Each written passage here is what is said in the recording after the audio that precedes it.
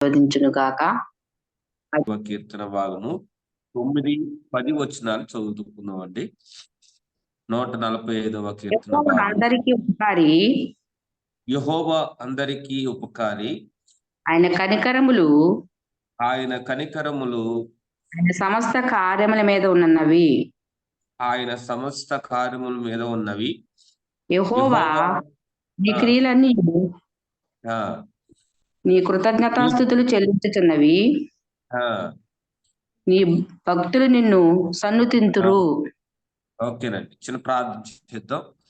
జీవం కలిగినటువంటి దేవా, నీకే వందనాలు, స్తోత్రాలు. ఉదయకాల సమయంలో మరొక మారు నీ పాదములు పట్టుకుని ముందుకు వచ్చి ఉన్నాం. మేము నాయన తగ్గించబడాలి, మీరు హెచ్చించబడాలి. మీ నామం గొప్పది, మీ నామము నాయన అనేక మందికి నాయన సన్నతించబడినట్లుగా సహాయం చేయమని, జూమ్లో ఉన్నటువంటి వారిని దీవించి బలపరచమని, వాక్యము ద్వారా ఇది ఎవరికైతే కావాలో నాయన వారికి నాయన శ్రాష్టమైనటువంటి ఆహారముగా విరిచి వడ్డించమని ప్రార్థన చేస్తా ఉన్నాం. కృప చూపించి మేలులతో నింపి దీవించమని యేసయ్య నామం పేరట బ్రతిమలాడుకుంటున్నాము తండ్రి. ఆమేన్. ఆమేన్. ఆమేన్. మంచిదండి. దేవుని యొక్క లేఖన భాగంలో నుంచి మనం చదువుకున్నటువంటి ఈ 145వ కీర్తన భాగము 9వ వచనంలో ఒక శ్రేష్టమైనటువంటి మాట ఇక్కడ మనకు కనిపిస్తూ ఉంది. ఏంటంటే, యెహోవా అందరికీ మరి ఉపకారి అని కనిపిస్తా ఉంది. నిజమే, దేవుడు మన పట్ల మరి అనేకమైనటువంటి ఉపకారిగా ఉన్నారని చెప్పటంలో ఏమాత్రము కూడా సందేహం అనేది లేదు. ఎందుకంటే దేవుడు మరి అనేకమైనటువంటి మరి ఉపకారంగా దేవుడు మన పట్ల ఒక ప్రత్యేకమైనటువంటి రీతిలో ఆయన మన విషయంలో శ్రద్ధ తీసుకుంటున్నారని చెప్పి మనం మరి చెప్పక తప్పదు. ఏంటి అంటే, ఒక సాటి మనిషి మనకు సహాయం చేస్తే మన నోట నుంచి వచ్చే మాట ఏంటంటే, ఆ థ్యాంక్స్ అండి అని చెప్తాం. ఏదైనా చిన్న హెల్ప్ చేశారనుకోండి, ఆ హెల్ప్‌ని బట్టి వారికి ఏం చెప్తామంటే, మరి కృతజ్ఞత కలిగి వారిని మనం జ్ఞాపకం చేసుకుంటూ ఉంటాం.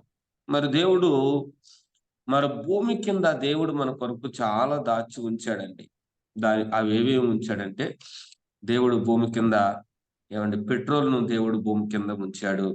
తర్వాత గ్యాస్‌ను దేవుడు భూమి కింద ఉంచాడు.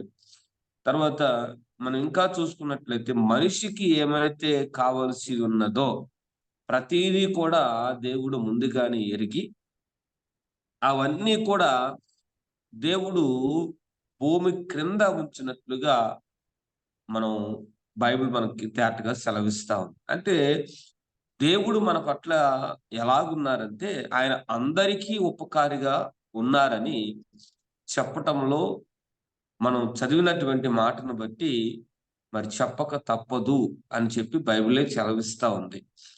కాబట్టి ఈనాటి దినమున దేవుని యొక్క వాక్యం మనతో మాట్లాడుతున్నటువంటి విషయం ఏంటంటే, యెహోవా అందరికీ ఉపకారి.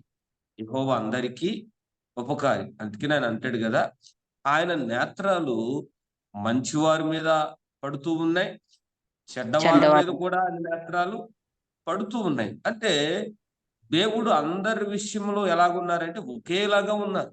అంటే అందరికీ ఉపకారం చేయటానికే ఆయన మరి తనకు తానుగా ఏం చేశారంటే అర్పించుకున్నారు అని మనం చెప్పక తప్పదు.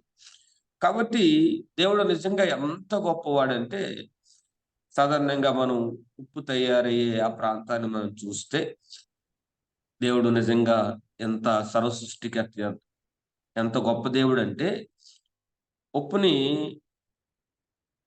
ఒక చిన్న చిన్న వాగుల్లో గాని, చిన్న చిన్న మరి ఆహ్, పారుతున్నటువంటి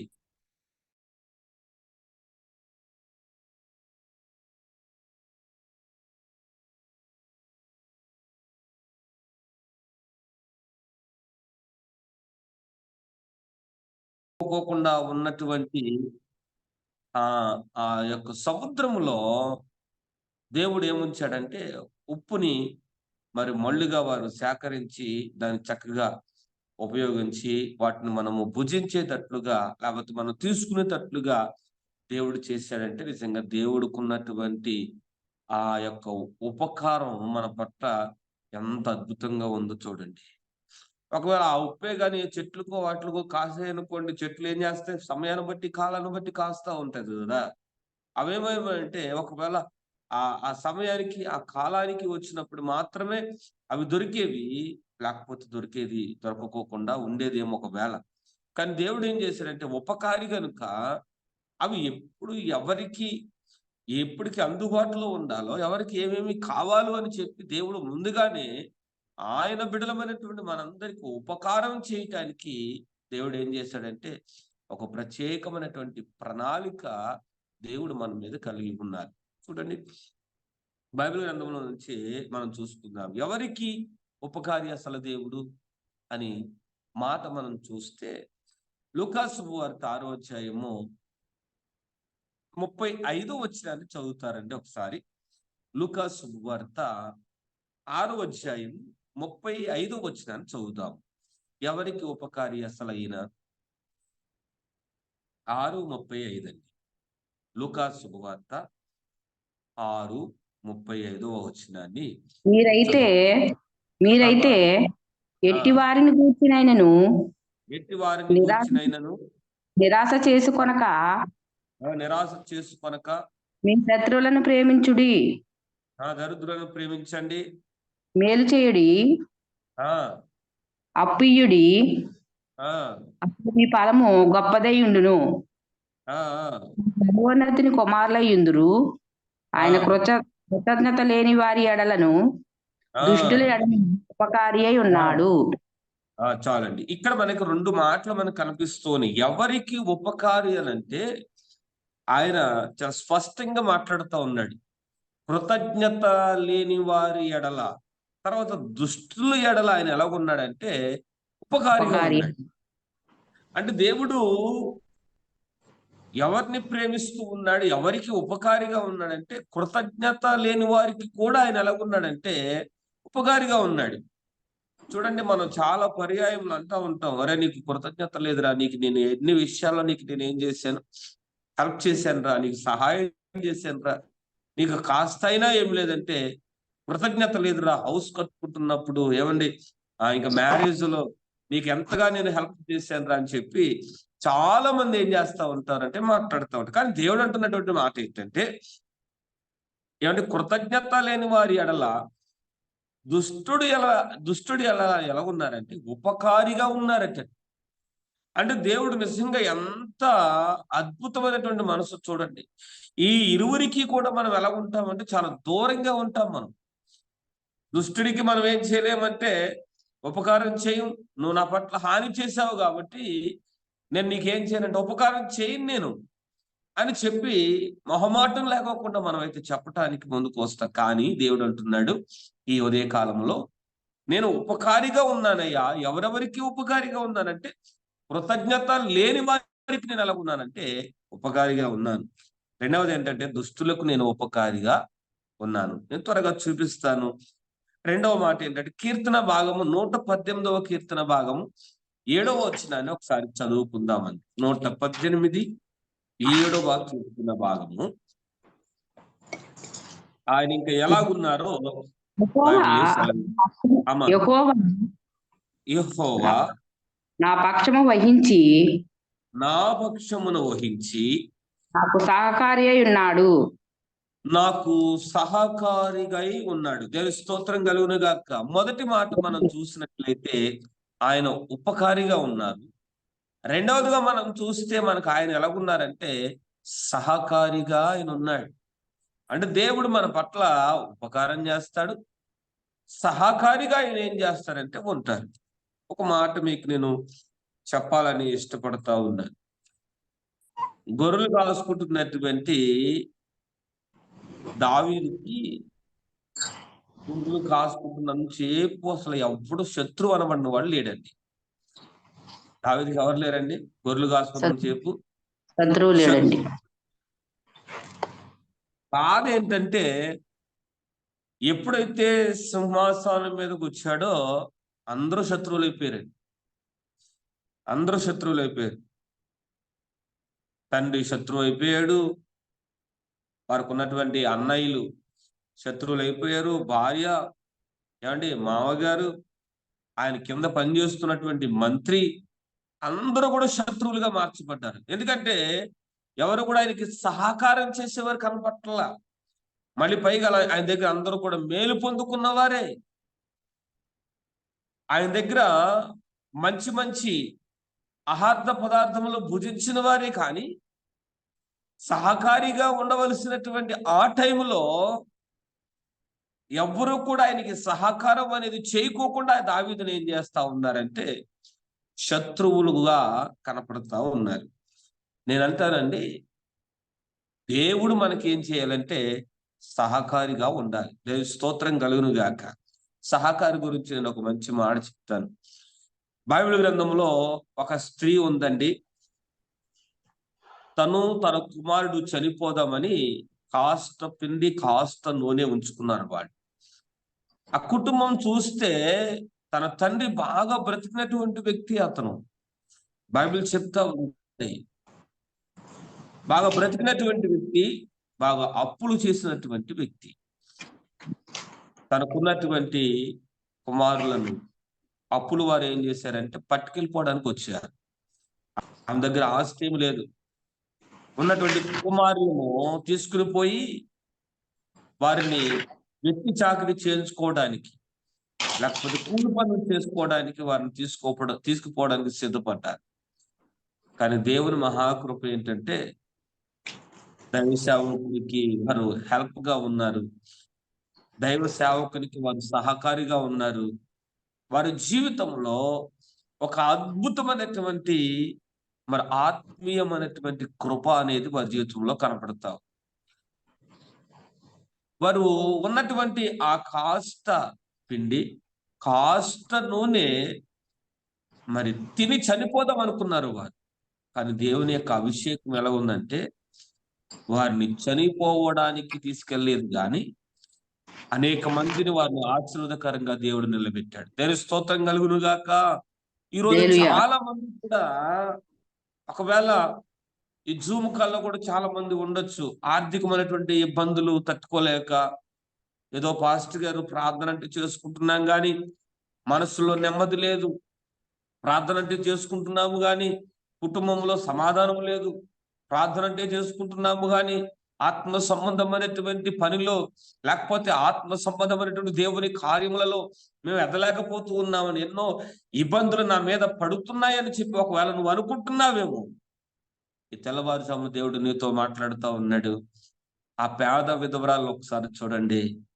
దేవుని సేవకుడు అడుగుతున్నాడు, అమ్మా నీ ఇంట్లో ఏమున్నాయి అని అడిగినప్పుడు ఆమె చెప్పినటువంటి సమాధానం ఏంటంటే, అయ్యా నా ఇంట్లో ఏమీ లేవు, ఒక మట్టి పాత్ర మాత్రమే ఉన్నది అని చెప్పినారు. ఎప్పుడైతే మట్టి పాత్ర ఉన్నదో ఆ పిల్లల్ని పిలుచు అని చెప్తున్నాడు, అయ్యా మీరు వెళ్ళి మీ చుట్టుపక్కల ఉన్నటువంటి పాత్రలన్నింటినీ కూడా ఏం చేయండి, పోగు చేయండి. పోగు చేసి ఆ పాత్రలన్నింటినీ కూడా ఎక్కడ పెట్టండి, మీ ఇంట్లో పెట్టండి. దానికోసం ఇప్పుడు మనం ఏం చేద్దామంటే ప్రార్థన చేద్దాం అని చెప్పినారు. వెంటనే ఆ పాత్రల్ని పిల్లగాళ్ళు పోజేసినారు, తీసుకొచ్చారు, లోపల పెట్టారు. దైవసేవకుడు ప్రార్థన చేశాడు. ఆ నూనె ఏం చేస్తా ఉందండి, గిండి నిండి పొర్లుతా ఉంది. దేవుని స్తోత్రం కలుగును గాక. చూడండి ఎంత అద్భుతం అంటే చచ్చిపోదామనే కుటుంబానికి దేవుడు ఇచ్చినటువంటి ఆత్మ సంబంధమైనటువంటి ఆశీర్వాదం అది. మనకు బ్రతకటం కుదరదు, ఈ భూమి మీద ఉండలేము అనుకున్నటువంటి వారికి దేవుడు ఒక మార్గాన్ని, ఒక వెసులుబాటు అనేది దేవుడు అనుగ్రహించారు. ఇది నేను అంటాను, మన దేవుడు సహకారిగా ఉన్నాడు, ఆయన ఉపకారిగా ఉన్నాడు, మేలు చేసేవాడిగా ఉన్నాడు, కీడును సహితము ఆశీర్వాదకరంగా మార్చగలిగినటువంటి దేవుని చేతిలో మనం ఉన్నాం. ఆయన ఉపకారిగా ఉన్నాడు. ఈ రాత్రి ఈ తెల్లవారుజామున దేవుడు మన పట్ల ఎలా ఉన్నారో ఇంకొక మాట చూపించేసి నేను ప్రార్థన చేస్తాను. చూడండి, రోమీయులకు రాసిన పత్రిక 9వ అధ్యాయము 5వ వచనాన్ని చదువుతాం. అపోస్తులైనటువంటి పౌలు గారు రోమా పత్రిక 9:5లో ఒక మంచి మాట దాగి ఉంది. పెతరులు 9:5. పెతరులు అమ్మా వీరు పెతరులు ఆ వీరు వారు చదవండి. శరీరమును బట్టి క్రీస్తు వీరిలో ఆ పుట్టెను. ఈయన ఆ సర్వాధికారి దేవుడై ఉండి నిరంతరము ఆ స్తోత్రుడై ఉన్నాడు. ఆమేన్. ఆమె దేవుని స్తోత్రం కలుగును గాక. మొదటి మాట ఆయన ఉపకారిగా ఉన్నాడు. రెండవ మాట ఆయన సహకారిగా ఉన్నాడు. మూడో మాట ఆయన ఎలా ఉన్నాడంటే సర్వాధికారిగా ఉన్నాడు. దేవుని స్తోత్రం చెప్దాం ఒకసారి. హల్లెలూయా. ఈయన హల్లెలూయా. సర్వాధికారి అనడానికి గల కారణం ఏంటంటే యేసయ్యకు దెయ్యాల మీద ఏముందంటే అధికారము ఉన్నది. ఉంది. దెయ్యాల మీద ఏముందండి? అధికారం ఉంది. రోగాల మీద, రోగముతో బాధపడుతున్నటువంటి వారి మీద దేవునికి అధికారం ఉంది. ఏమండి? కుటుంబాలలో సమాధానము లేక నేవండి కుటుంబములు దుఃఖముతో ఉంటున్నటువంటి వారికి విడుదల విమోచన కలిగించడానికి యేసయ్యకి ఏముందంటే అధికారం ఉంది. అంటే ఆయన సర్వాధికారిగా దేవుడు కనబడుతూ ఉన్నాడు. ఆయన సర్వమును కూడా ఏం చేశారంటే ఆయన ఈ లోకానికి దేవుడు అందించాడు, అది కలుగు చేసినారు. ఈ దినమున వాక్యం వింటున్నటువంటి దేవుని బిడ్డలారా, ఆయన ఉపకారిగా ఉన్నాడు, సహకారిగా ఉన్నాడు, సర్వాధికారిగా దేవుడు మన పట్ల మరి ఆయన కనపరుస్తూ ఉన్నాడు. వాక్యం వింటున్నటువంటి మనము ఆలోచన చేస్తూ ఉండాలి. ఏంటంటే దేవుడు మన పట్ల ఒక ప్రత్యేకమైనటువంటి ప్రణాళిక కలిగి ఉన్నాడు. ఆ ప్రణాళిక ఏంటో మనం ప్రభువుని అడగాలి. ఆయన చిత్తమేంటో ప్రభువుని అడగాలి. మోకరించి ప్రభువుని అడిగితే దేవుడు తప్పక కార్యం చేస్తాడు. పేద విధవరాలు కుటుంబంలో దేవుడు చేసినటువంటి అద్భుతమే తన అప్పులన్నీ తీరిపోవడానికి దేవుడు కార్యం చేస్తున్నారు. మన పట్ల కూడా దేవుడు కార్యం చేస్తారు. విశ్వాసముతో, నమ్మకముతో దేవుని మీద ఆధారపడితే దేవుడి కార్యాలు చేయగలడు. మన పట్ల దేవదూతలకు దేవుడు ఆజ్ఞాపించాడండి. అసలు దేవదూతల కంటే గొప్పవారం అండి మనము. కానీ ఆయన పోలికల్లో ఉన్నాము కనుక దేవుడు మనల్ని ప్రేమిస్తూ ఉన్నారు, రక్షిస్తూ ఉన్నారు. సమాధానమైనటువంటి కృప దేవుడు మనకు అందిస్తూ ఉన్నారు. కాబట్టి దేవుని యొక్క నామాన్ని ఈ ఉదయకాల సమయంలో ఉంటున్నటువంటి మనము మరింతగా ఏం చేయబడాలంటే దీవించబడాలనే ఈ ఈ మాటలు మీకు తెలియపరుస్తూ ఉన్నారు. దేవుడు అందరికీ కూడా ఎలా ఉన్నారంటే ఉపకారిగా ఉన్నారు. ఎవరికి ఉపకారిగా ఉన్నాడంటే దుస్తులకు, తర్వాత కృతజ్ఞత లేని వారికి ఆయన ఉపకారిగా ఉన్నాడు. రెండవ మాట మనం చూసుకున్నట్లయితే సర్వాధికారిగా ఉన్నాడు. అంటే దావీదుకి ఆ నరులు అనబడిన వారు ఎవరు కూడా సహకారం చేయకపోయినప్పటికీ కూడా దావీదు విషయంలో దేవుడు ఎప్పుడు సహకారం అందిస్తూనే ఉన్నాడు. మూడవదిగా మనం చూస్తే ఆయన సర్వాధికారిగా ఉన్నాడు. ఆయన సమస్తం, ఈ సృష్టి మీద సమస్తము కూడా ఆయనకి ఏముందంటే అధికారం అనేది ఉన్నది. అంత అధికారము కలిగినటువంటి దేవుణ్ణి మనం కలిగి ఉన్న సమస్యలు, ఇబ్బందులు ఏమున్నా సరే దేవుని పాదాలు పట్టుకుని అడుగుదాం. దేవుడే మన జీవితంలో ఒక నూతనమైనటువంటి కార్యాన్ని చేస్తారు. నూతనమైనటువంటి కృప వెంబడి మనం ఏం చేయాలంటే నడిపించబడాలి. దేవుడు మనల్ని ప్రేమించారు. మరి జనవరి మాసం అంతా కాచారి భద్రపరిచారు. 2వ నెలలోనికి అనగా ఫిబ్రవరి మాసంలో ప్రభువారు మనం తీసుకొచ్చి ఉన్నారు. కాబట్టి ఈ నెల మాసం అంతయు దేవుడు ఆయన రెక్కల చోట్న మనందరినీ ఏం చేయాలండి? భద్రపరచాలి, ఆరోగ్యం ఇవ్వాలి, ఆశీర్వాదంతో నింపాలి, ఐశ్వర్యం ఇవ్వాలి, బిడ్డల కుటుంబాలలో ఉన్నతంగా చదువుకోవాలని చెప్పి, ఇంకా ఉద్యోగం చేస్తున్నటువంటి వారు, వ్యాపారం చేస్తున్నటువంటి వారు, ఆయా పరిస్థితుల్లో ఉన్నటువంటి వారందరూ కూడా దేవుని ద్వారా అభివృద్ధి అనేది చూడాలని చెప్పి దైవ సేవకునిగా నేను దీవిస్తూ ఉన్నాను. వారి కుటుంబాలు రానున్న దినాలు అనేక మందికి ఆశీర్వాదకరంగా ఉండాలని మరొకసారి బ్లెస్ చేస్తూ ఆశీర్వదిస్తూ ఈ కొద్ది మాటలు ప్రభు వారి మనలో సంపూర్ణంగా దీవించును గాక. ఆమేన్. సమయం ఇచ్చినటువంటి మరి ప్రియులకి ప్రభు పేరిట శుభాభివందనలు తెలియపరుస్తూ ఉన్నాను.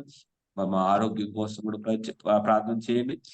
అలా పరిచర్య కోసం కూడా ప్రార్థన చేయండి. దేవుడి మహాకృపను బట్టి మరి కోరమావిడి అలాగే తాడేపల్లిగూడెంలో కూడా దేవుడు చిన్నపాటి పరీక్షను ఇచ్చారు.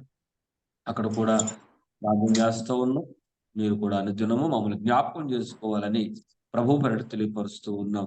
దేవుడు మరొకసారి మరి ఆయన పనిలో ఉన్నటువంటి మనందరినీ కూడా దేవుడు దీవించును గాక. ఆమేన్. ఆమేన్. God bless you. వందనాలు పాస్టర్ గారు. వందనాలండి. వందనాలండి బాబు. ఎంత పాపం అనారోగ్యంతో ఉన్నప్పటికీ జూమ్ లోకి వచ్చి వాక్యం చెప్పిన పాస్టర్ గారికి వందనాలండి. కానీ దేవుడు గొప్పగా వాడబడించేసి మంచి మాటలు వివరించారు అయ్య గారు. మరి దేవుడు మనకు సహకారిగా ఉంటాడని, మరి ఉపకారిగా ఉంటాడని, సర్వాధికారిగా ఉంటాడని మంచి మాటలు వివరించారు అయ్య గారు. బాగోకపోయినప్పటికీ వందనాలండి. వందనాలండి. ప్రార్థన చేసుకుందామండి. బాబు గారు వందనాలమ్మా. ప్రార్థన చేయండి, తర్వాత ఆశీర్వాదం ఇస్తారు అయ్య గారు. సత్యనారాయణ గారు వచ్చారు. సత్యనారాయణ గారు చేస్తారేమో అడుగుదాం ఉండండి. సత్యనారాయణ గారు, సత్యనారాయణ గారు. వాక్యం కొరకు చిన్న ప్రార్థన చేసుకుందాం. మహాపరిశుద్ధుడు నా రాజు యేసయ్య, మీకు వందనాలు, స్తోత్రాలు తండ్రి. మీ ఘనమైన నామానికి స్తుతులు స్తోత్రాలు చెల్లించుకుంటున్నాం ప్రభువా. ఇదిగో తండ్రి నా రాజా, ఉదయం నుంచి తండ్రి నాయన మరి యొక్క పాటలతో అనేకమైన వర్తమానాలతో తండ్రి మరి ముందుంచారు. అలాగే ఆయన ఇదిగో తండ్రి నా రాజు యేసయ్య, మంచి అనుదిన ఆహారం మాకు అందించారు. మీకు వందనాలు, స్తోత్రాలు తండ్రి. ఇదిగో తండ్రి నాయన మరి జీవనపాల్ అయ్య గారికి తండ్రి నాయన, జీవన్ కుమార్ అయ్య గారికి నాయన మరి ప్రభువా, అనారోగ్యంగా ఉన్నా సరే తండ్రి, బలహీనంగా ఉన్నా కానీ ప్రభువా ఆయన ఇదిగో తండ్రి నా రాజు యేసయ్య, నీ వాక్యము చెప్పాలి, నీ వాక్య నిమిత్తం వాడబడాలని తండ్రి నాయన మరి జూమ్లోకి వచ్చి చెప్పి తండ్రి నాయన ప్రభువా మరి యొక్క తండ్రి నాయన మంచి మాటలు చెప్పి మాకు ఎంతగానో అనేది నా ఆహారం అందించారు.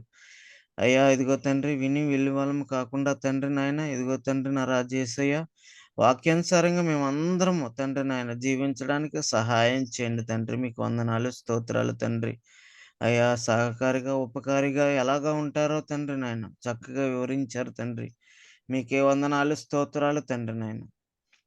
ఆయన ఈ సేవకుల పట్ల తండ్రి నాయన సంపూర్ణమైన ఆరోగ్యం దయచేయమని ప్రార్థన చేస్తూ ఉన్నాం తండ్రి. అయ్యా ఇదిగో తండ్రి నాయన హరినెత్తిన సిరిపాదం దాకా తండ్రి మీ రక్తంతో ప్రోక్షించి నాయన ఇదిగో తండ్రి నాయన మీకు నాయన ఇదిగో సంపూర్ణమైన ఆరోగ్యం దయచేయమని ప్రార్థన చేస్తూ ఉన్నాం తండ్రి. అయ్యా ఇదిగో తండ్రి నీ దాసులు తండ్రి నాయన చేస్తున్న పరిచయం దీవించండి, సంఘాన్ని దీవించండి, సంఘంలో విశ్వాసులు దీవించండి తండ్రి. మీకే వందనాలు, స్తోత్రాలు తండ్రి నాయన. ఇదిగో తండ్రి ఆత్మతో నడిపించుకోమని ప్రార్థన చేస్తూ ఉన్నాం తండ్రి. అయ్యా ఇదిగో తండ్రి నాయన సంఘాల విశ్వాసుల్ని నాయన ఇదిగో తండ్రి వాళ్ళ ఆరోగ్య సమస్యల కొరకు తండ్రి, ప్రతి అవసరాల కొరకు తండ్రి నాయన మేము మీకే ప్రార్థన చేస్తూ ఉన్నాం తండ్రి. అయ్యా పరిశుద్ధ ఆత్మదేవ వందనాలు, స్తోత్రాలు తండ్రి. అయ్యా ఇదిగో తండ్రి నీ దాసులు చేస్తున్న పరిచర్ని దీవించి ఆశీర్వదించండి, సంపూర్ణమైన ఆరోగ్యంతో తండ్రి నాయన ఇదిగో తండ్రి నా రాజు ఇంకా అనేకమైన చోట్ల వాడబడడానికి సహాయం చేయండి. ఇదిగో తండ్రి నాయన ప్రభువా తాడేపల్లిగూడెంలో చేస్తున్న సేవను దీవించండి, ఆశీర్వదించండి. అయ్యా అక్కడ సంఘాన్ని దీవించండి. అయ్యా పరిశుద్ధ ఆత్మదేవ వందనాలు, స్తోత్రాలు తండ్రి. అయ్యా ఇదిగో తండ్రి బలహీనంగా ఉండి తండ్రి నాయన నీ పరిచర్య నిమిత్తం ప్రభువా బలంగా వాడబడాలని ఆశ తండ్రి నాయన. అయ్యా తండ్రి నా రాజు యేసయ్య, ఆ ఆశ నెరవేర్చమని ప్రార్థన చేస్తున్నాం. అయ్యా ఇదిగో తండ్రి నా రాజు యేసయ్య, జూమ్లో ఉన్నటువంటి తండ్రి నాయన ప్రతి ఒక్క బిడ్డని దీవించి ఆశీర్వదించండి. ఇదిగో తండ్రి మురళి గారిని నాయన మరి ముట్టి ఉండి స్వస్థపరచండి, సంపూర్ణమైన ఆరోగ్యాన్ని దయచేయండి. అయ్యా తండ్రి నా రాజు యేసయ్య, ఆ బిడ్డ తండ్రి నాయన ప్రభువా మరి నాయన ఇదిగో సాక్షిగా వాడబడడానికి సహాయం చేయమని ప్రార్థన చేస్తున్నాం. అలాగే తండ్రి నా రాజు యేసయ్య, ప్రతి అవసరతలో ఏమైతే అంశాలు మర్చిపోయామో తండ్రి అవన్నీ నాయన ప్రభువా నాయన క్షమించమని ప్రార్థన చేస్తూ ప్రతి ఒక్క అంశాలను గురించి నాయన జవాబు దయచేయమని ప్రార్థన చేస్తూ ఉన్నాం. ఆయన మీకే వందనాలు, స్తోత్రాలు తండ్రి నాయన. ఇంకో ప్రతి ఒక్క బిడ్డని ఆశీర్వదించి కృప చూపించమని ఇదిగో ఆయన చిన్న ప్రార్థన మీ పాదాలు చేర్చుకోమని యేసు పరిశుద్ధ నామమున అడిగి వేడుకుంటున్నాం తండ్రి. ఆమేన్. ఆమేన్. ఆమేన్. ఆశీర్వాదం ఇచ్చండి అయ్యగారు. ఓకేనండి. మన తండ్రి అయినటువంటి దేవాది దేవుని ప్రేమ, కుమారుడు యేసుక్రీస్తు వారి కృప, పరిశుద్ధాత్మ యొక్క అన్ని సహవాసము సన్నిధి ఈ జూమ్ కాలుతో ఉన్నటువంటి ప్రతి ఒక్కరికి, సేవకుల కుటుంబానికి సదాకాలము తోడు నడిపించబడును గాక, ఆమేన్. దీవించబడును గాక. ఆమేన్. ఆమేన్. ఆమేన్. ఆమేన్. వందనాలండి.